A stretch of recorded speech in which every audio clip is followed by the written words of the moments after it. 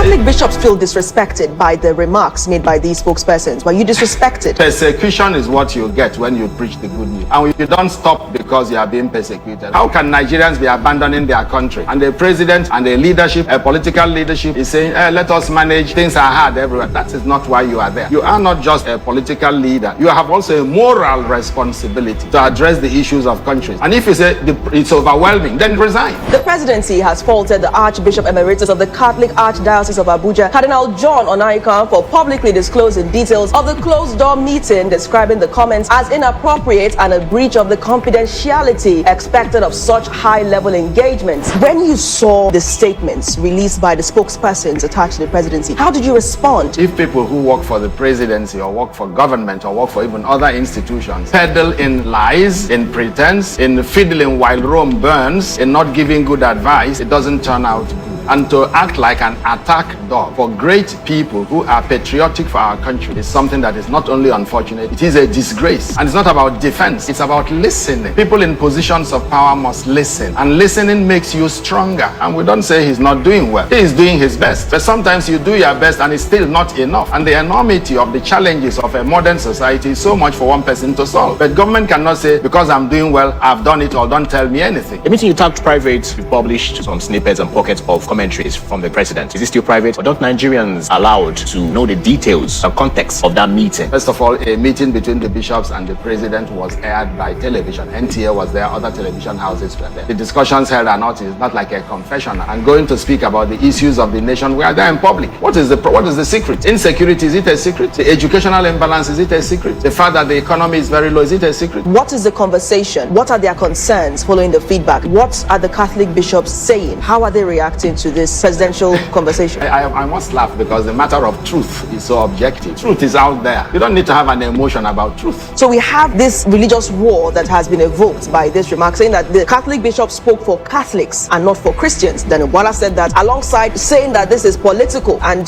trying to imply that this is because of his stance. Mr. Buala is someone you cannot take serious. Unfortunately, that's the correct thing. The Association of Christians of Northern Nigeria yesterday made a very, very powerful statement denouncing him, denouncing his statement, and denouncing his attempt to divide the Christian body. It is already in the news. When truth is said, it has nothing to do with, is it a Muslim who said the truth? Is it a pagan who said the truth? Truth is truth. What must Mr. President do now to ensure that the Catholics do not become victims, so to speak, as they've been labeled now? The Catholics are supporting, the Catholics are, what must the president do now? So what the president must do is to listen to good advice and have the courage to act accordingly. What the president must do is to sack people who are around him, who tell him lies and who give him bad news. What the president must do is to assume the moral authority to say that I'm trying my best and to say I'm going to tackle it headlong. What the president must do is to resign because I cannot continue to rule again because I'm incapacitated. What the president must do is to tell Nigerians the truth.